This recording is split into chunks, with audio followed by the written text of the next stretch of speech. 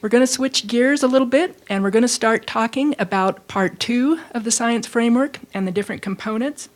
Our first speaker is going to be Lief Weichman. He's a wildlife biologist with U.S. Fish and Wildlife Service. He's in the Mountain Prairie region out of Fort Collins. He's going to be talking about implementing adaptive management and monitoring.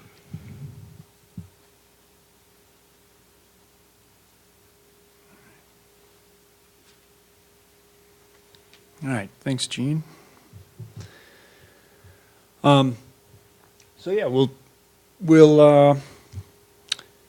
Today we're going to talk about how we can utilize these resilience and resistance concepts to kind of inform our monitoring needs and adaptive management.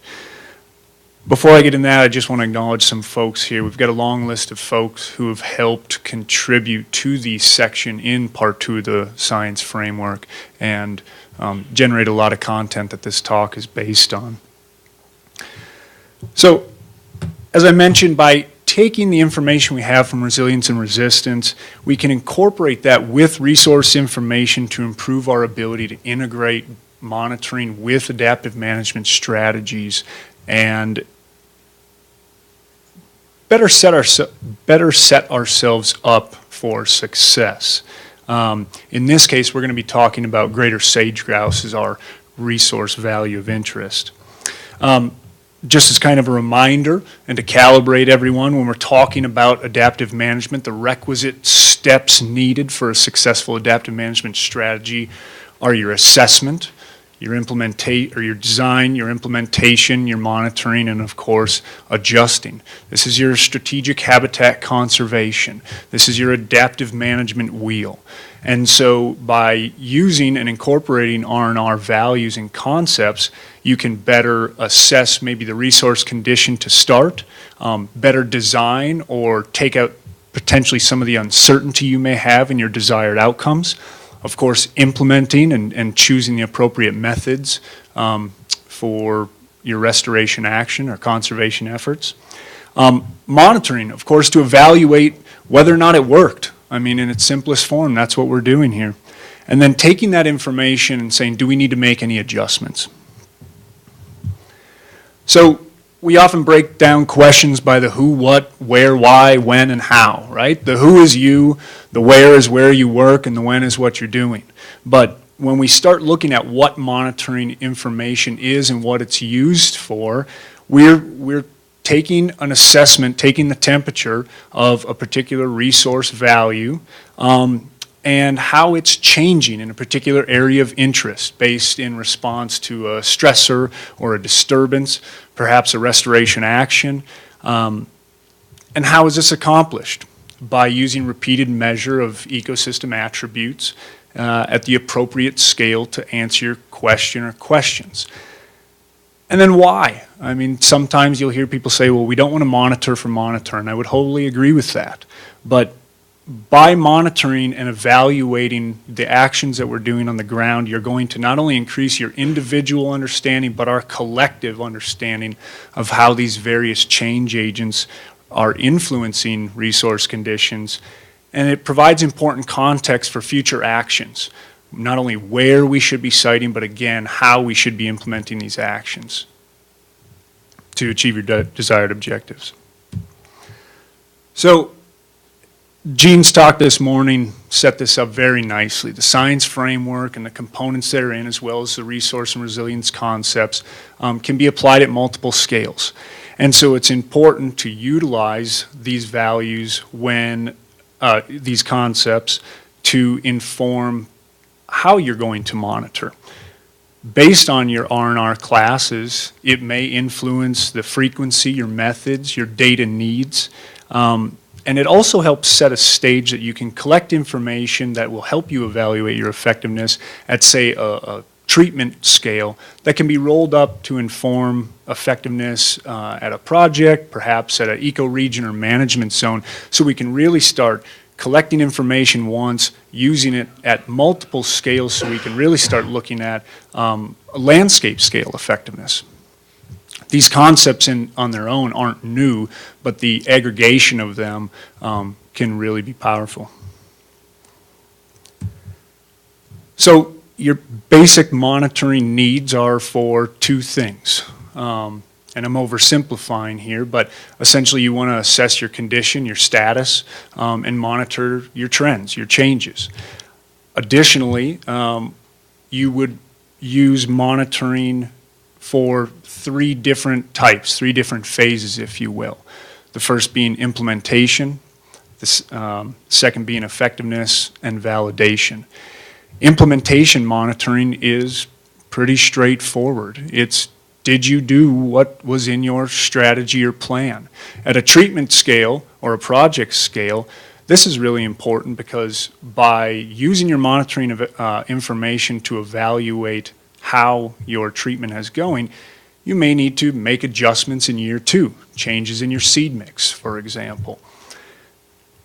This also goes up to much larger scales when we start talking about conservation strategies or plans.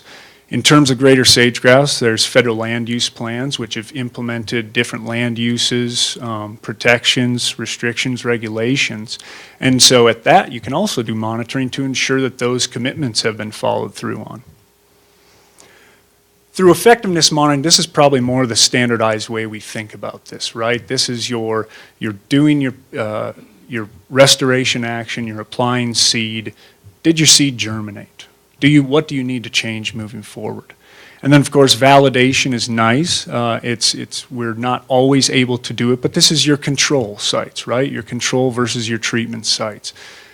This monitoring is also important because if your validation monitoring shows that the resource conditions would have come back on their own through natural succession because perhaps you have high R&R value, this can inform how much human intervention may need to occur to address future disturbances.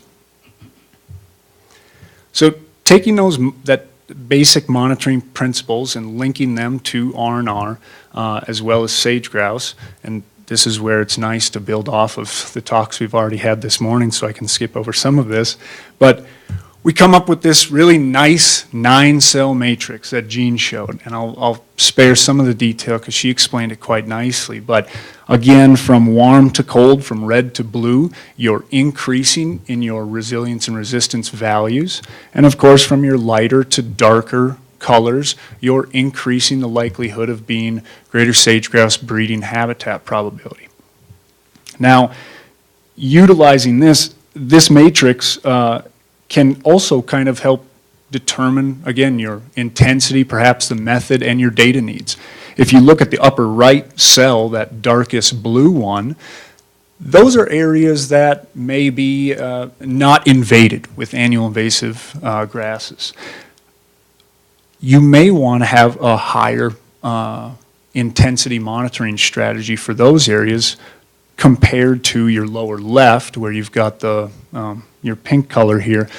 These could be allotments or areas with a significant invasion of cheatgrass, and the monitoring needs may be relatively low because you've got an uphill battle. So taking this matrix, and you've seen this as well, but we using information developed by Jean and Jeremy and Kevin Doherty, we've got this map which at a landscape scale, at a broad scale, provides useful context in terms of how you might, again, set up your monitoring strategies. It also shows the regional variability. So here you can definitely see on the Rocky Mountain side of the ecosystem, we've got much higher, or moderate, I should say, R&R values versus areas in the Great Basin, especially southern Nevada. In those blue areas, in those higher R&R values, this is again where your monitoring needs and your human intervention may need to be lower than certain areas. There's a potential for favorable perennial grasses to come back. Perhaps conifer removals or tree removals will be more successful because your understory is in good shape. Seeding and transplanting may be more successful. Again, these are concepts, taking your monitoring and your adaptive management, setting yourself up for success. It helps reduce some of the uncertainty and helps clarify and set expectations for your recovery and restoration actions. In that moderate class, this is where it probably depends a little bit more, and there's no simple, straightforward x equals y here. So you're going to have to factor in other considerations. And when you get into your lower R&R values, this is where you really need to see what your resource conditions are. How much effort do you need to put into these areas? Resources are limited, and they're going to continue to be limited. And again, if you can apply these R&R concepts to your monitoring needs, it can help make your resources go further. So, linking to sage-grouse management, again, we can take both Pete and Dave talked about some of these persistent and other ecosystem threats. By using these R&R concepts to kind of couch what those various threats are, we can really determine what your monitoring needs are. And again, using those threats to establish appropriate adaptive management triggers and benchmarks, using things like population monitoring and habitat needs or thresholds. So by using this information, again, reducing uncertainty, making your resources go further, it's hopefully a valuable tool. With that said, there are always trade-offs, right? So one of the trade-offs is monitoring takes money, monitoring takes resources, and sometimes you'll hear monitoring takes away from doing. It's money, money, money. I would argue that by utilizing these R&R concepts, you might be able to reduce the amount of resources you need. Of course, depending on the scale that you're at, perhaps you can use remote sense data. Not every piece of monitoring information, as Jeremy pointed out, needs to come from aim plots, or your site scale monitoring. Time. There's not enough time to conduct monitoring. It takes a lot of time. And data availability. We might not have consistent data sets at a national level. There are some posters presented this week that have shown advances in mobile apps. Everybody's got a smartphone, so some of this can reduce your time, some of this can increase data availability, and the R&R information is available at a national level. So I guess in conclusion, the R&R values, coupling them not only with your monitoring and adaptive management strategies as well as greater sage-grouse habitat needs, this is another tool to provide valuable context to your conservation planning. By combining the spatial information, describing resource values within the R&R, we're better positioned to increase our on-the-ground effectiveness, ensuring that resources are spent in the best places, resulting in a higher return on investment. That return on investment is a key component. We're going to need to justify more and more how resources are expended in an effective way, and the R&R concepts can help do that. So for more information, Gene gave a nice overview, and Karen did this morning of part 1, so please reference those, and part 2 coming out later this spring.